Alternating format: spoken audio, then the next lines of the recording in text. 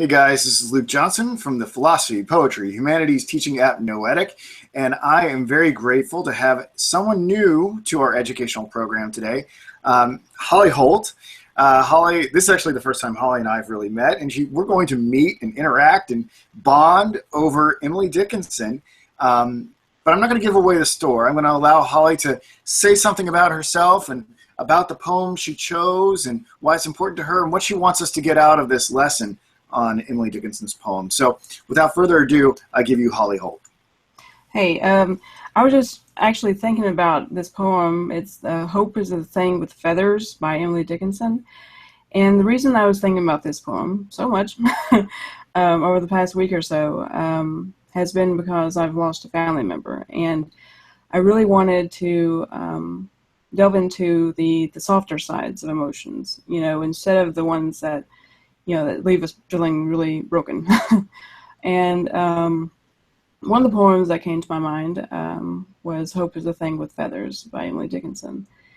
And a lot of people, they tend to overlook, the importance of those softer emotions, because, every day you'll see like lots of people who are more open to hate, instead of just to think, hey, this person is willing, to actually talk to me, and everyone is deserving of some sort of love, and Emily Dickinson has always been one of my favorite poets. The reason that I chose this one, other than, like I said, I lost someone recently, is because of the fact that hope is one of my favorite words, and whenever I was actually reading it the first time, I was just like, well, this makes a lot of sense.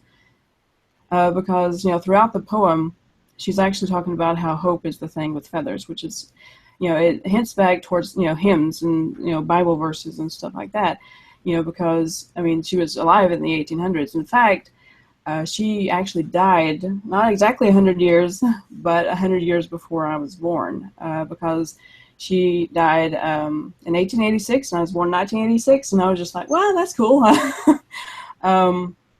But one of the interesting stories I've always found interesting anyway about her is she was actually finishing up college, and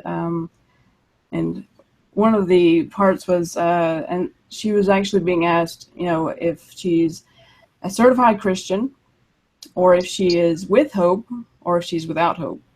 And of those that were in her class, she was the only one that remained seated, because everyone else stood up and said, I am a certified Christian.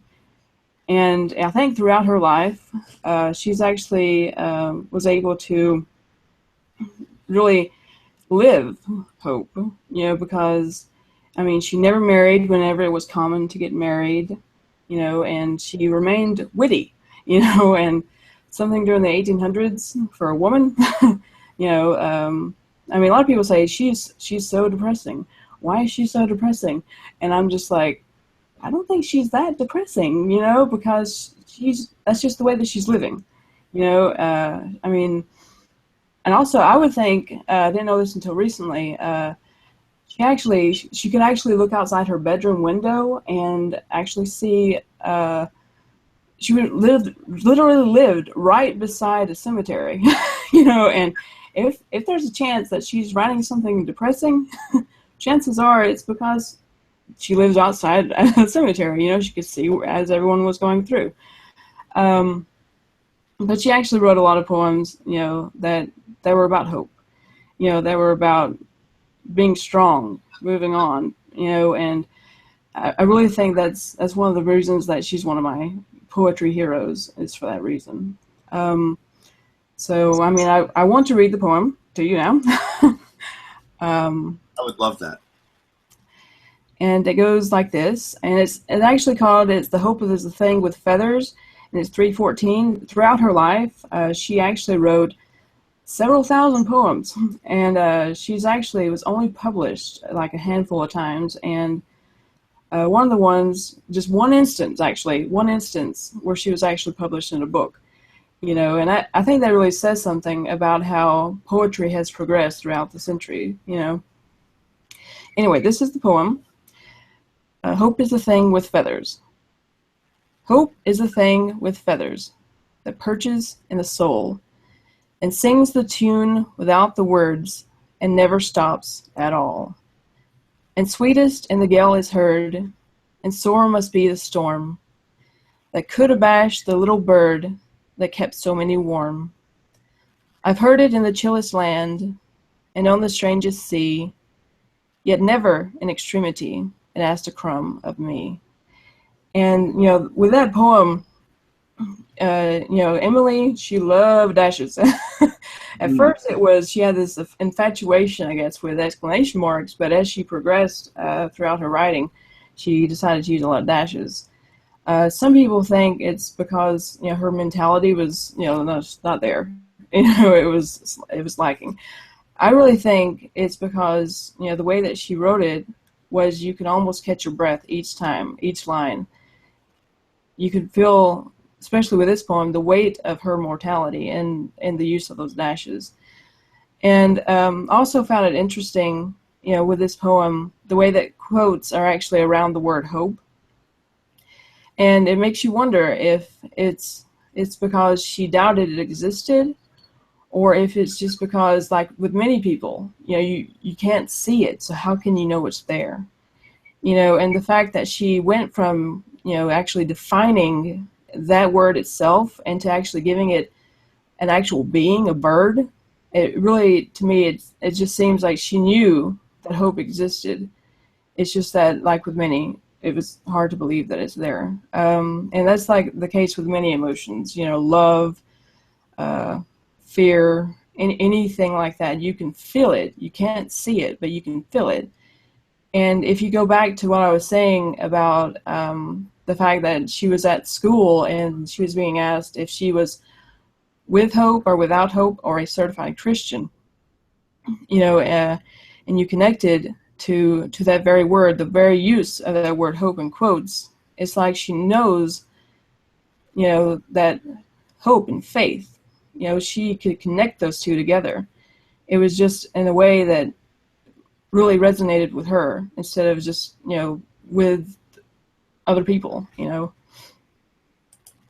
But yeah, I think she, I hope she would be proud of my analysis of her poem. But I'm also reminded of another story about her.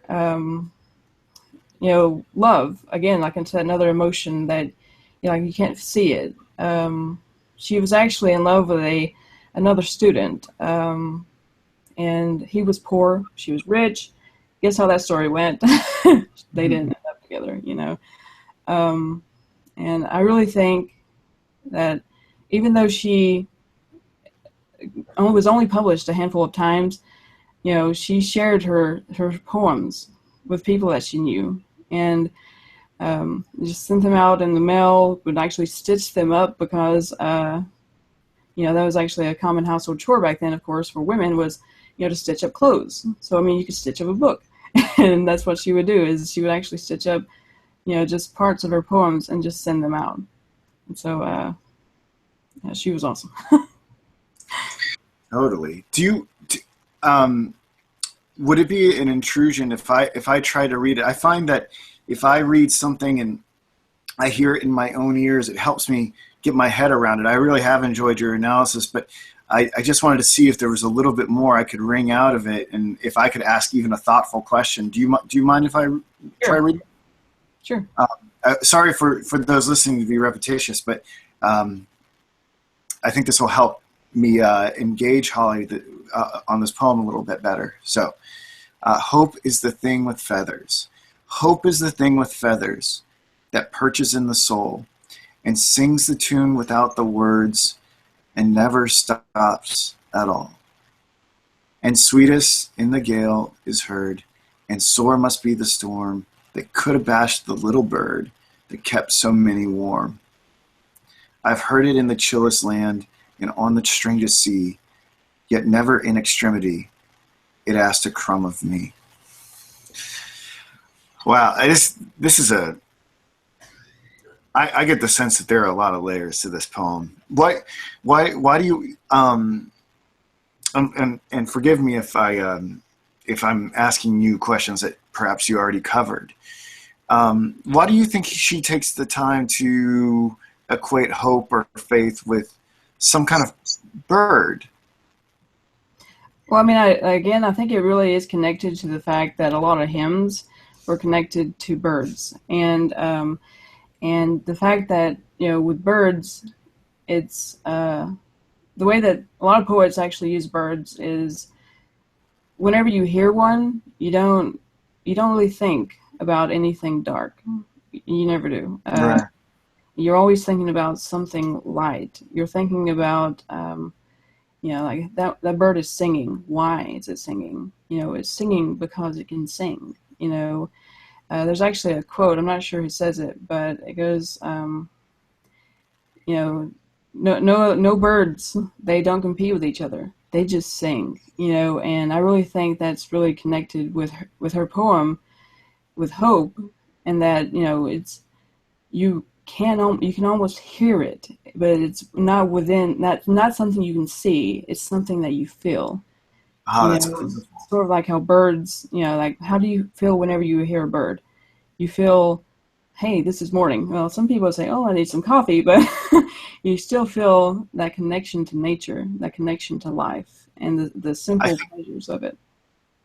I think that goes back to what you said earlier about her having to take that oath about being a certified Christian or whatever, um, and her feeling that maybe she felt, I'm only imputing here, but if faith is something like a bird, and like you said, birds don't compete or perform for other individuals, how silly it must have seemed to her to stand up and make a pledge in front of other individuals about her Christianity.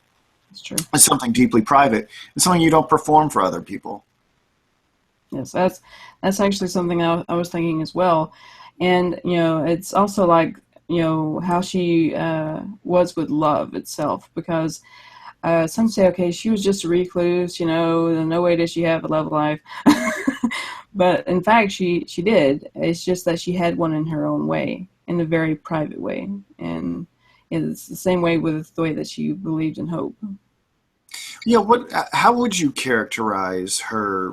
I don't know a lot. I think I've said this before. I'm not a poet, but how would you characterize her?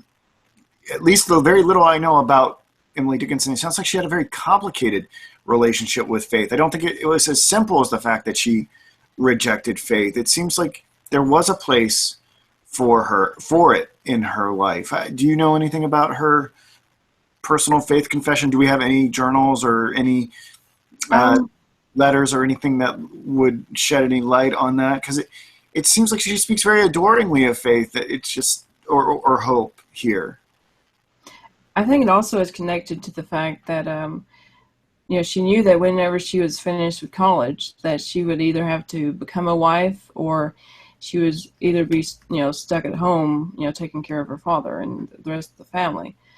Um, and her father is actually one of the strong sources behind her faith. And I believe he was a preacher. I'm not going to say exactly sure that I'm right, um, but as far as her faith goes, I think it was really connected to her individuality as a woman, because she was seeing all these others. Her friends were either getting married, or one of her strongest connections. I cannot recall his name, but I remember his importance in her life.